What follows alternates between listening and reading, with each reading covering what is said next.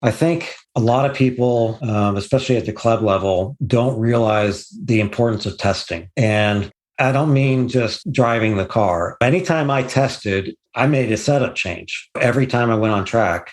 If nothing else, just to feel it.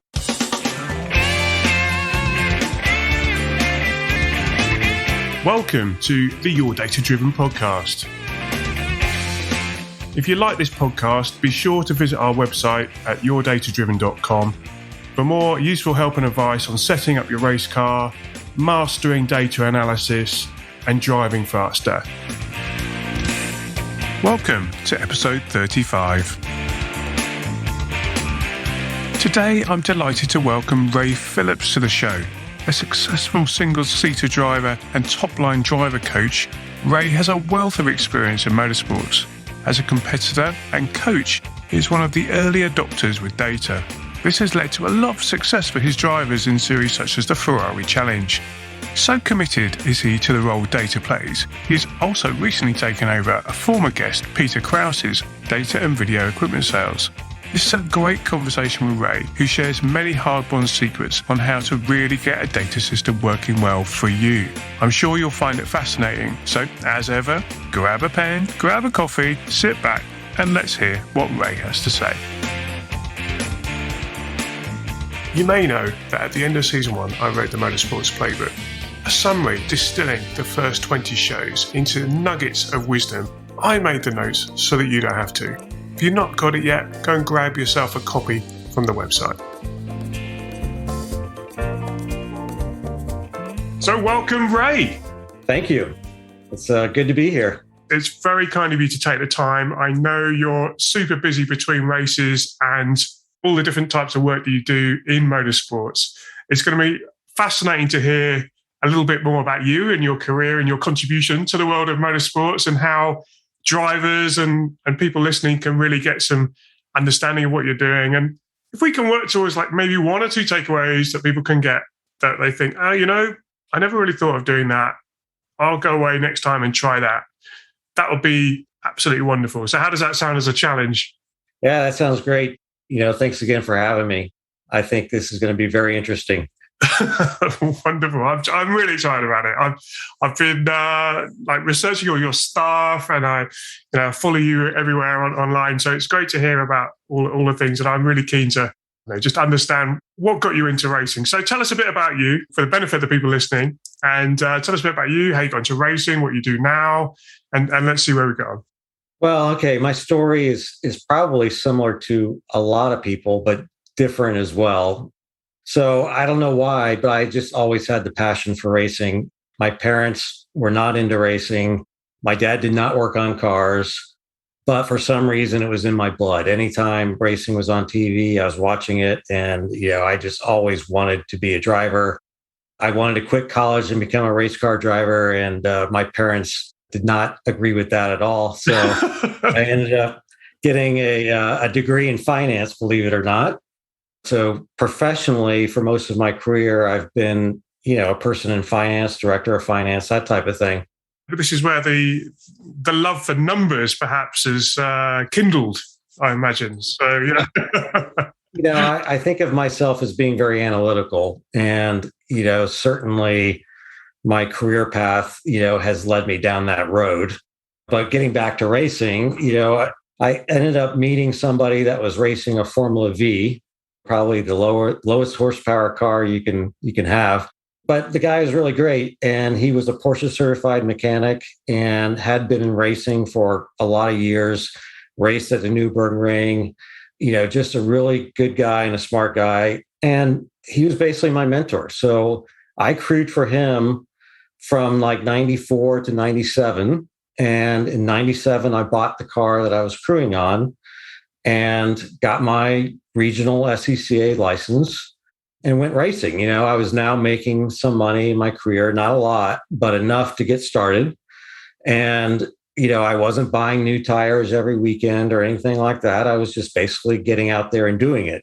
Let's pause on that one for a second. So what made the transition? Because you sort of, there's a lot of people listening who may be on that cusp of thinking, doing a track day and I kind of like racing. I think I'll probably be all right at it, but it feels like this big step into the unknown. to actually go and compete yourself. How did you feel when you did that? Was it because you had this opportunity with this car, particularly, you sort of tripped over it?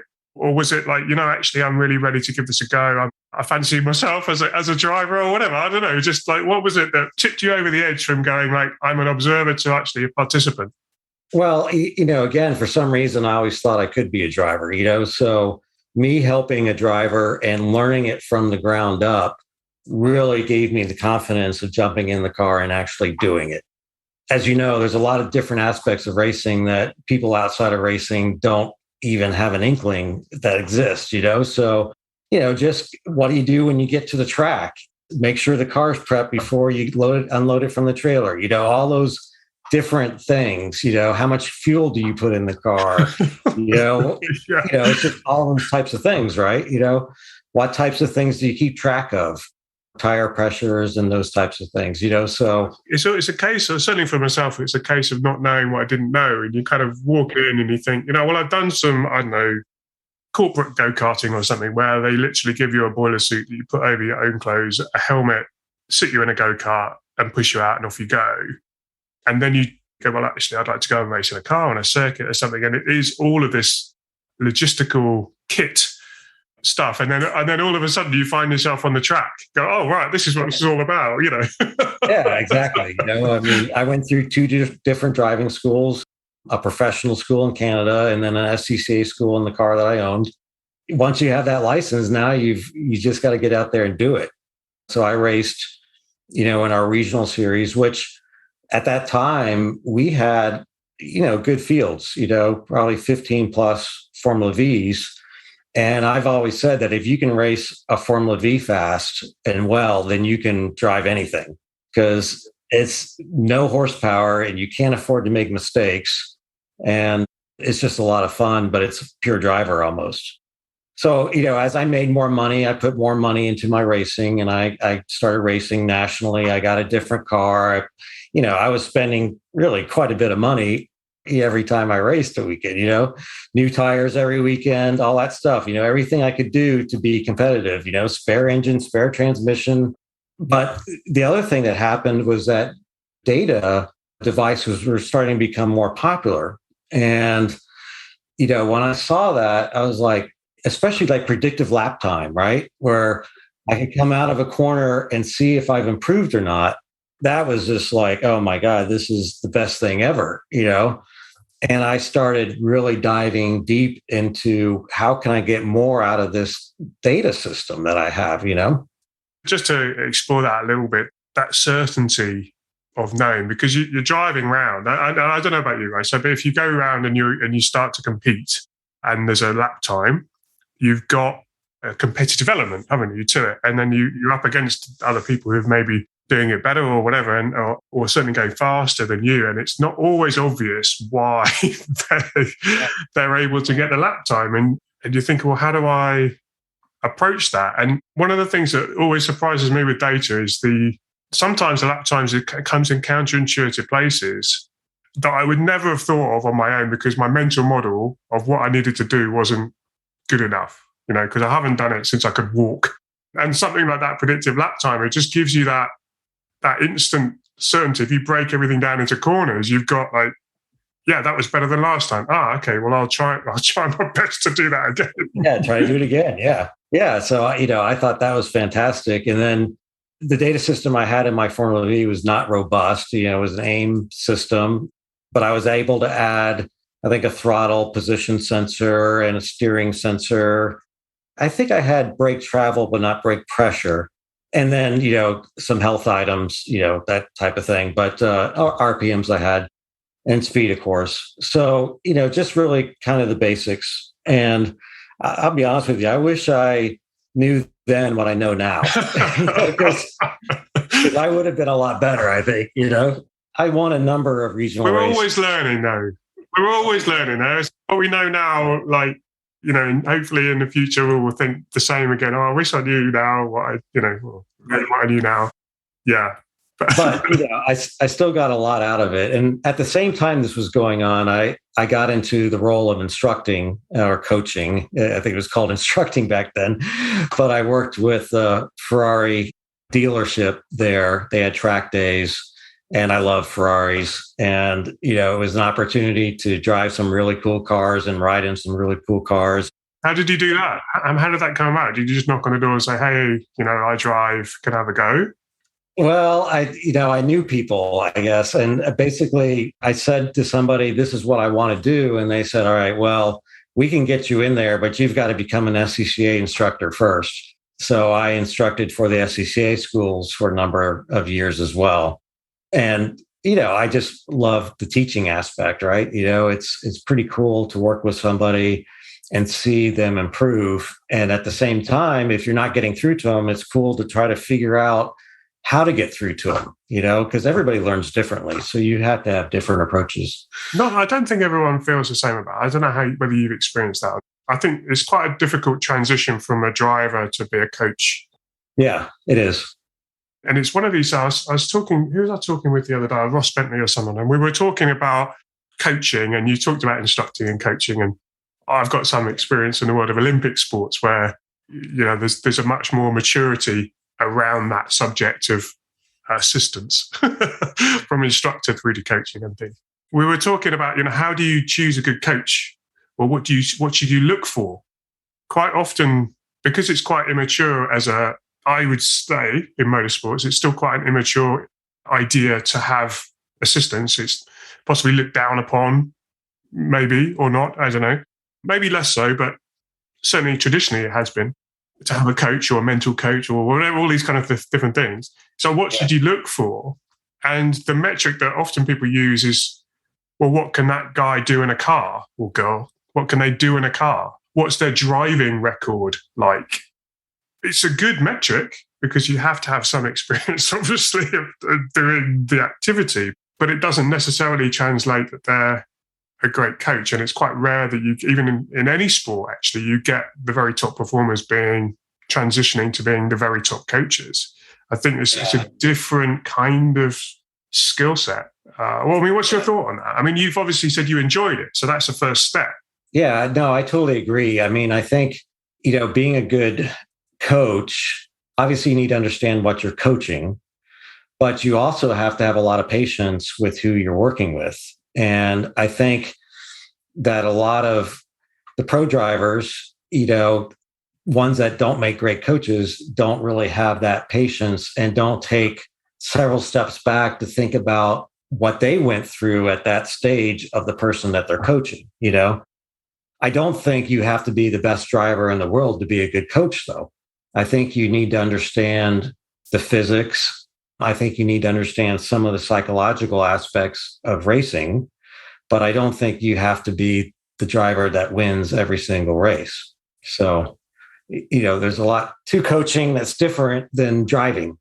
Yeah. There's a guy who, an Olympic diving coach who I worked with a little while ago, and he goes to me, my job as a coach is not to be a better diver than you. Obviously he is a better diver than me, right? But it's not to be a better diver than you. It's to extract your genetic potential as a diver. So my job is to get everything I can from you as a diver, using all of the tools and skills and experience that I have as a coach. And some of it's psychological, some of it's technique, some of it's tactical, some of it's, one coach I worked with, he actually had project management as a metric on your athlete profile. Because this person's so disorganized, right? It doesn't matter what they're doing. We're going to put project management down as a thing to work on because it's just causing us, it's wasting all our time. You know what I mean? It's about using that, everything you can as an individual, as a coach, to help that individual become the best version of themselves. Right, exactly. And I guess it was our head instructor at the SCCA school where I was instructing. The one thing that he really emphasized to club racers especially is time management. If you don't have good time management skills, then you're not going to be successful racing. Because, if the car ain't ready when it's time to go out on the track, then you're not ready, So the race is going to start at 1:00, whether you're on the grid or not. Exactly, But sometimes that's part of the instruction, right? Or the coaching, is making sure that the driver is ready when it's time to go out, Yeah. So, sometimes you need to put some processes in place to make sure that happens. It all depends on who you're working with and what their skill levels are and everything else. So let's go back to where you were driving, and you've just transitioned into doing a bit of coaching now in your career. So where did you go next with that? So you've started to look at the data. You've got a little bit of an insight into that. Oh, that can give me some objective feedback and give me that predict that time.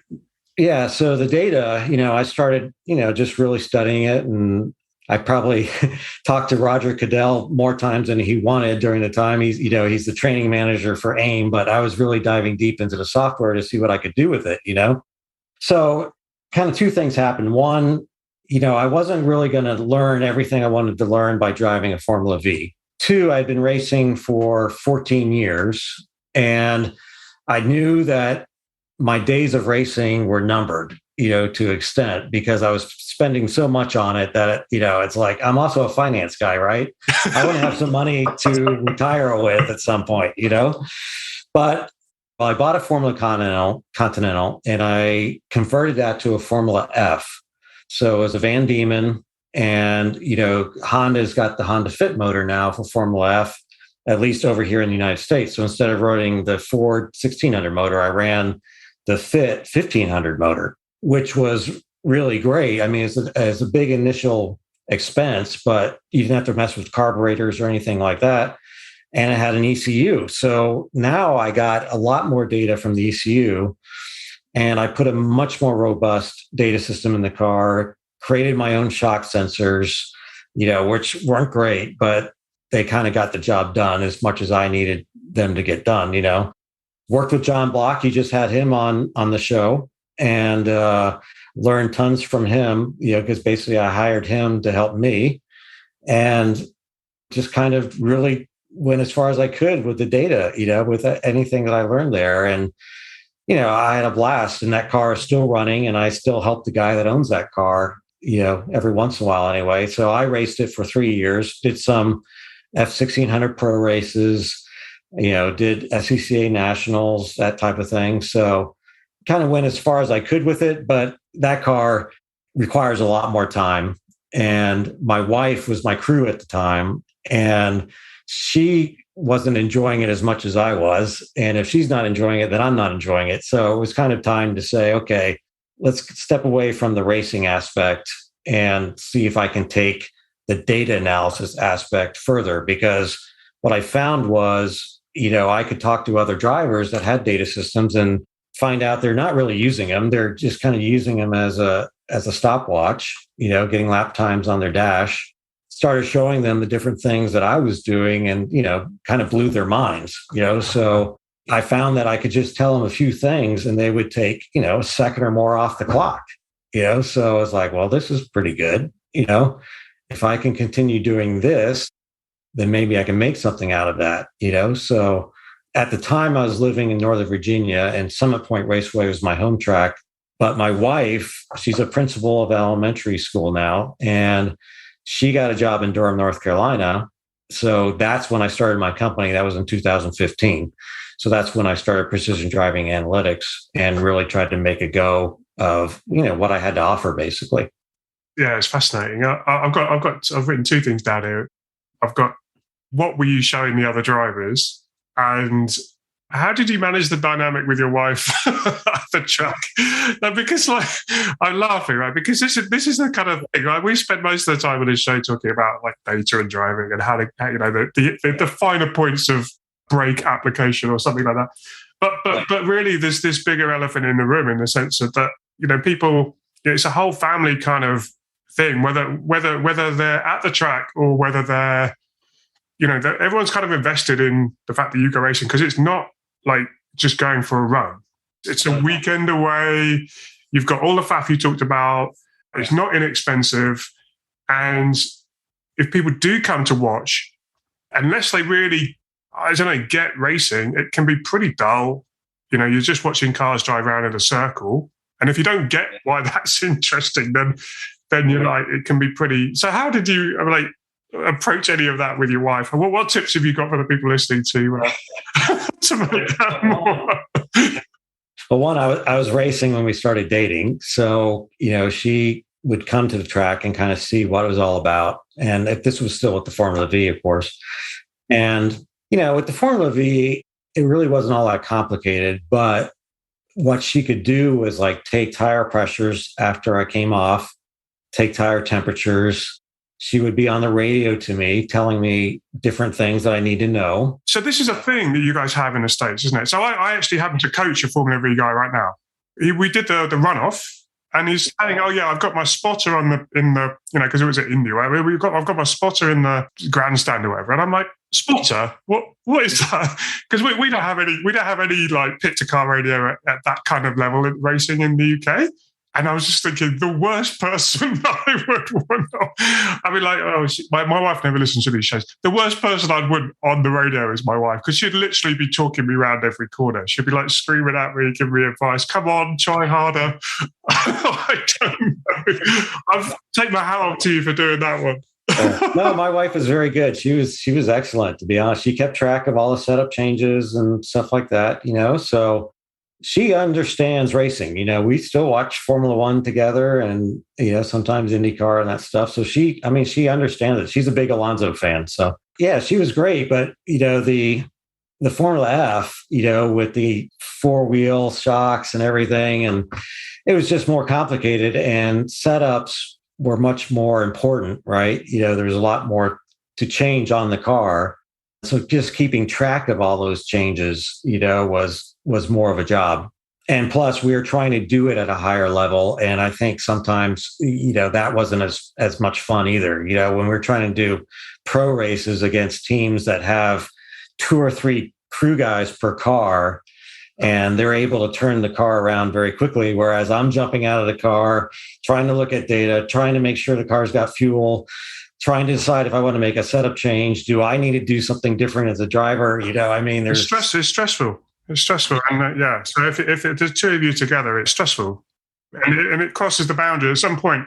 So a lot of the stuff, I'm here trying to help people like you, with data and understanding stuff. But at some point, if any of this stuff flips from fun to unfun, that's a sign to just stop doing the data if it's unfun. You know what I mean? It's not it's not your job, so it should be fun. And I can imagine that being quite stressful, because you'd be like, well, we need to get all this stuff done, and they've got an advantage over us. And yeah, I can see that.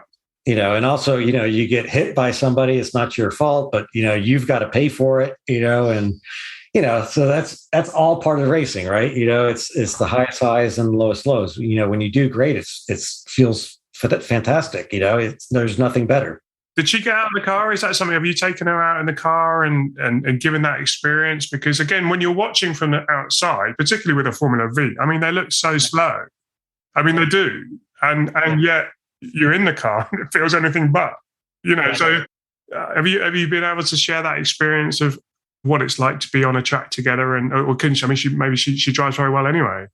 She doesn't drive like me. I'll put it this way. She's not a bad driver, but, she doesn't drive like I do. But I've offered, to let her drive the race car, and see what she thinks, but she declined that. But she has been around a few tracks. I think I got a Honda S2000, and, I used to, to coach with that. But I think we went around Watkins Glen with it.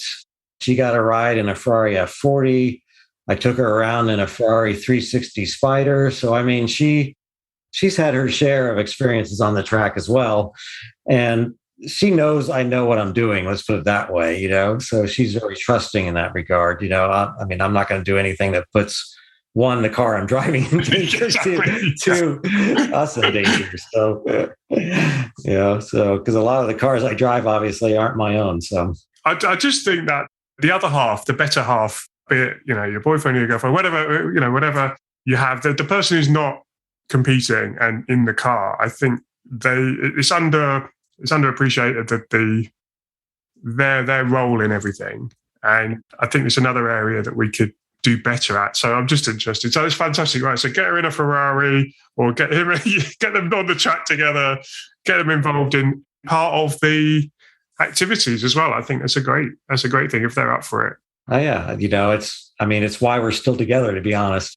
I don't think I could have been with anybody that wasn't accepting of the racing and really wanted to be a part of it, because I've seen relationships that weren't that way, and most of them don't work out. So. Yeah.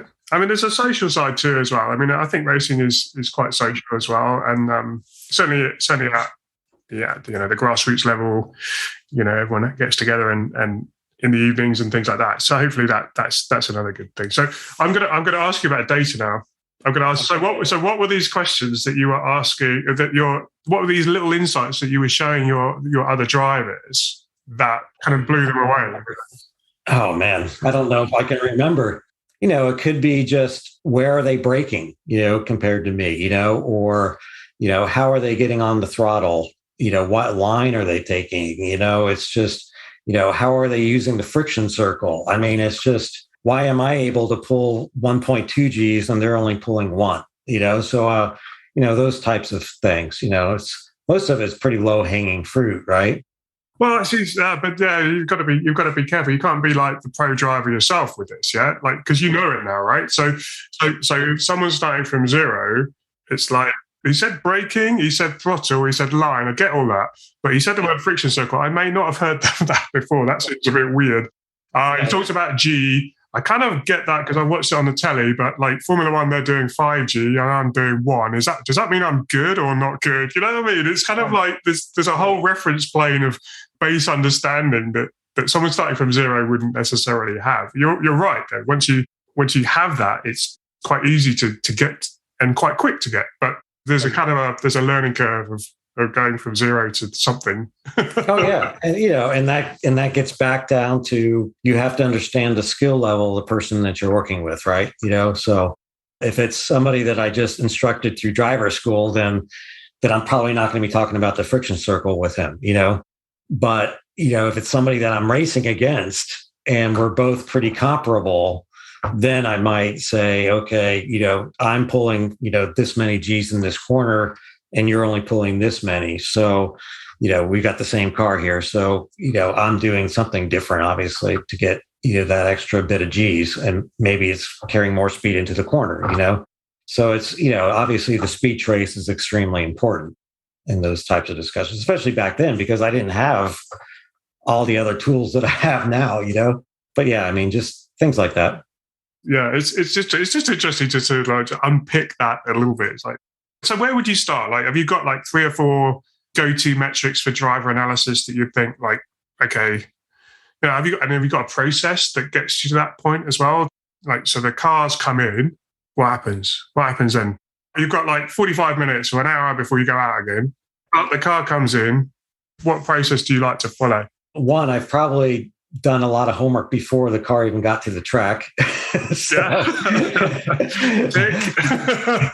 I almost always ask for data from the car and driver before I get there. And I probably go further than most because I'm very big on creating user profiles and math channels for people, based on what I can get out of the data that they've sent to me, So for people listening, what is that? What's a math channel and what's a user profile?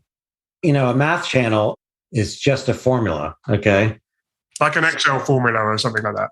Yeah, it's the nomenclature is different in software systems, but it's no different than a formula that you write in Excel, And a user profile, that's an AIM term. In Motec, I think they're called workspaces or something like that. It's just something that you can click on where all your graphs and all are already created. And you don't have to spend time recreating the wheel, basically, So like I'll have a lap compare profile where I've got RPM, speed, steering, throttle, brake, gear, and I'll use that to compare 2 laps. And when I bring up the second lap, it gives me a time delta. So now I can look at all the different controls, that the driver has and look at the time delta and figure out, okay, what is that driver doing differently here that gained him time? I'll create a bunch of these things, I'll be honest with you. A lot of this I got from John Block, and I listened to his podcast, a couple of weeks ago, something like that. And, one of the things he mentioned was having the driver do a data sheet, basically ranking the understeer and stuff right after he got out of the car. I'm in total agreement with that. He had me doing that. He did have you doing that. Well, so this is quite interesting because people come on the show and you talk, or you just talk to people and they give you the theory of like, that's what you should do. And then when you actually get to the track, the actual activity bears no resemblance to what they said they were going to do, just because of the nature of what's happened. Like, there's the day is hectic. So it's like, oh, do I really have to do that thing? So he's coached you and he has made you do those things. So that's interesting. And it works, because it gets you thinking about it immediately without a bunch of distractions. You're not talking to your crew. You're not, talking to, the other buddy of yours that came over and say, hey, did you see what happened in corner, blah, blah, blah. So it keeps you focused on what the driver is experiencing in the car. I think this gets missed a lot, to be honest. I'm going to kind of get into a handling discussion here because I think there's a lot to the comment that, hey, it's down to the driver to make this car faster. And I think it's easy to forget that the car can help the driver make the car go faster. I think as humans, we quickly blame ourselves for not doing as well as we think we should be doing. But, after working with pro drivers, just maybe not coaching them or anything, but just being around them, when they drive a car, they can get out of the car and tell you exactly, or before they're out of the car, exactly what the car is doing at every corner, entry, middle, exit. So they already know what they're experiencing. So them filling out that type of sheet is no big deal, right? Because they've already been thinking about it. But getting somebody who's never gone through that process and never really thought about what the car is doing in those three phases of the corner is much more challenging. But if you can get somebody thinking about that, now you can draw out of them what's preventing you from going to throttle sooner here. What's causing you to lift off the throttle here? And if, basically you get into this whole handling discussion at that point. And I think that's extremely important because I frequently do stuff for drivers. Maybe it's just creating user profiles and math channels for them. And they say, it's just me. But I'll calculate the amount of understeer the car has, and I'll see that it's got way too much understeer, in different phases of the corner. And I'm like, well, did you make a setup change to try to change this? No, it's me. Yeah, but if we make a setup change here, we could probably help you. I think it really comes down to that. That is, for me, encapsulates the whole reason why this kind of data analysis is of any use for a driver's point of view anyway, because it's always like, it's like a means to an end is what I think. It's like, I only got into it because I wanted to solve these kind of problems of the sense of like, I don't really understand what I could do differently. I'm uncertain about the best way to approach this. So I can either go again and try harder, or maybe there's something in here that can give me some guidance, at least on actually, no, if we make this change to the car, that's going to help. And we'll see that straight away.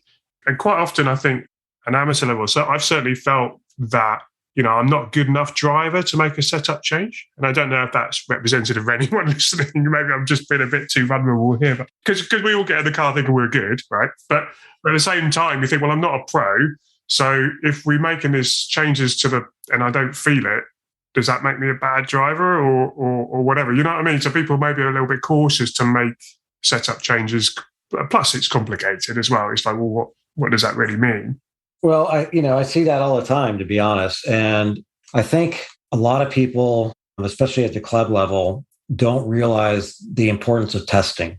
And I don't mean just driving the car. I mean, anytime I tested, and, I got this from my mentor, I made a setup change, every time I went on track.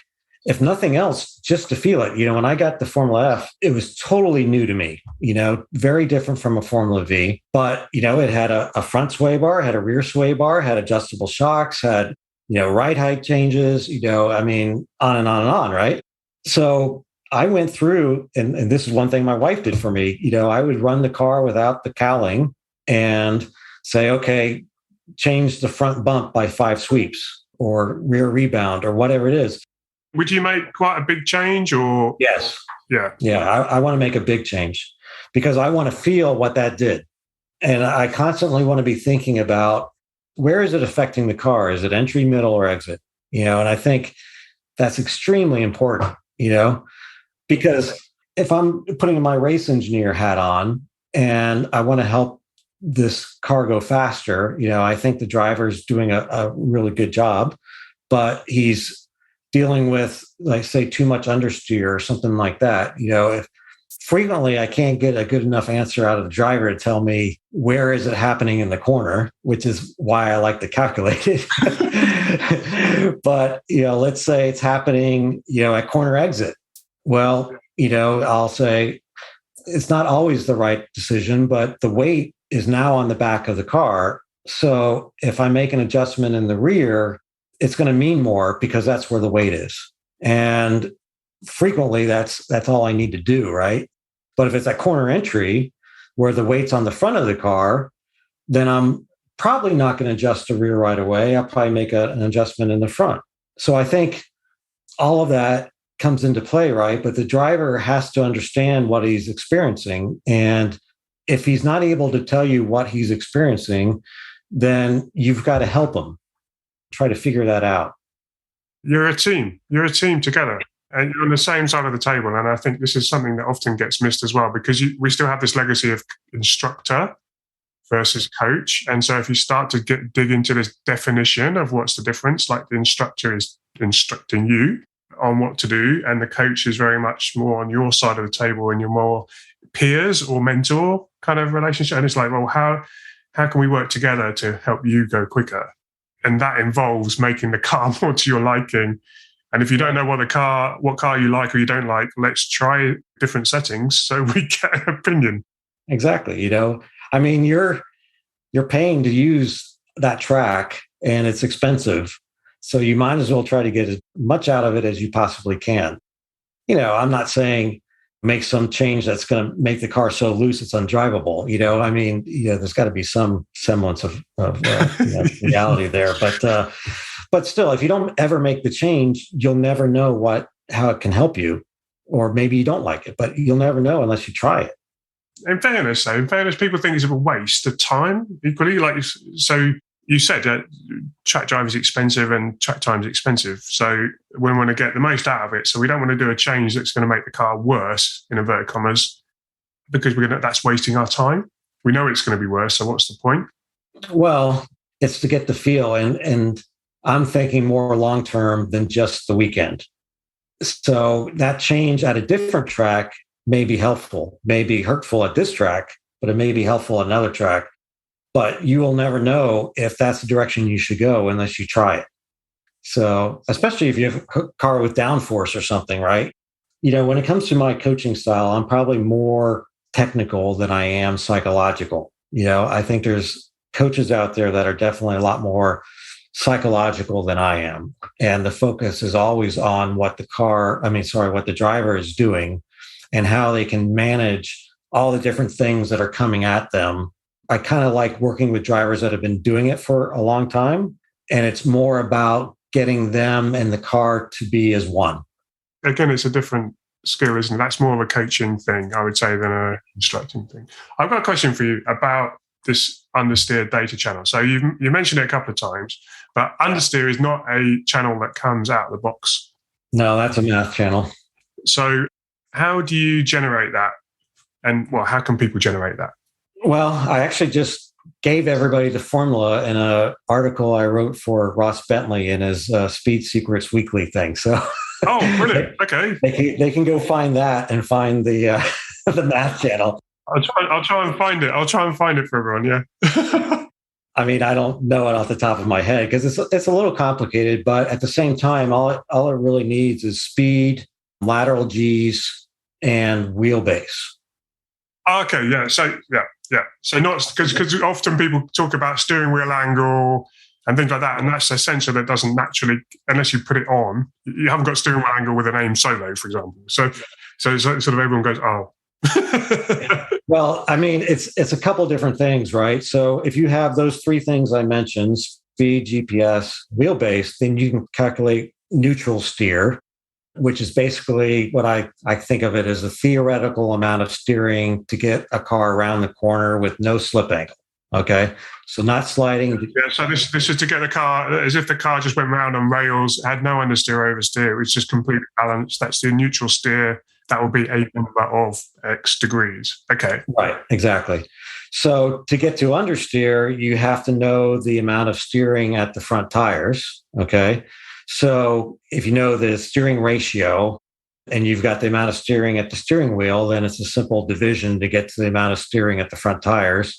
Or you could put the car on turn plates, or you could draw a line on the pavement, and measure, So, I mean, there's several different ways to get there. But once you know what that amount of degrees is, then the difference between that number and your neutral steer tells you whether or not you have understeer or oversteer. Okay. So I found out through different means that understeer can be a very touchy subject with racers or drivers, because everybody's got kind of a subjective view as to whether or not it's good or it's bad or whatever. None of the heroes like understeer, do they? Kimi Räikkönen is famous for not liking understeer. Alonso, look at him, he's all tail happy, by the way. Yeah, all these the best drivers, Lewis Hamilton, Max, they all like a lively rear end. So we want that too. And that's fine. But I guarantee you, if we did this calculation on any of those cars, the car would have some understeer. Absolutely. It's just going to be at a lower level. Danny Nolan was on the show and he talked about static margin. Is that something you're familiar with? So there's this kind of, I don't know if it's exactly right, but it's kind of yaw center. So the car is pivoting around a point, but that point isn't the same point as the center of gravity, right? So the difference along the wheelbase of where those 2 points are is this static margin concept. And the closer they are together, the more agile the car, and the further they are apart, the less agile the car, so the more understeer it has. It's kind of come from aircraft kind of stability and this kind of thing. And so that kind of, it says exactly what you're saying, is like, whilst these hero drivers like oversteer, in actual fact, they can just live with a lower static margin, but it's still stable as a car, otherwise it would flip. Right, exactly. Yeah. It's the same type of deal. So what I found is that, pro drivers generally have a lower average understeer number than an amateur driver, because obviously the car is more comfortable if it's got a little bit more understeer, right? But a pro driver will, say, have some understeer going in, but they're perfectly happy with the back end rotating a little bit more mid-corner to corner exit, because they get the rotation and they're on the gas and out of there. So, yeah, I mean, it's a very interesting concept. And I truthfully have not seen it fail, because it's a calculation, right? I mean, it's not like I'm guessing at this. So the lovely thing about that is you can match what the driver's saying and feeling to the numbers, and then almost iterate off that as well. And so you ask the driver something and they may be unsure. Well, I can't really remember, or I think it's doing this. And you say, well, it looks to me in the data as if you've got, quite a lot of understeer on the way in. And they're like, well, yeah, I'm kind of hesitant. I'm waiting because I can't get the car to the apex. And they're like, okay, well, that's what we're talking about. So you're almost coaching them on how to give you feedback in a way that enables them to understand what they can do in the driving, but also how they can maybe look at modifying the car. Even if you only got tire pressures to modify, you can still tweak that kind of stuff. Absolutely, yeah. So I've even gone further with this. So you're smiling. No one can see this, but you're smiling, right? So I have no idea what's coming next. Well, there's all sorts of discussion about brake release, right? That is extremely important. That's probably the hardest thing for a new driver to get to perfect, right? Is that trail braking all the way to the apex and a nice slow brake release. And that does help keep the weight on the front of the car and reduce understeer corner entry. So that's all great. But, and John Block touched upon this as well on your podcast, but lifting off the throttle, I think, is almost as important as brake release.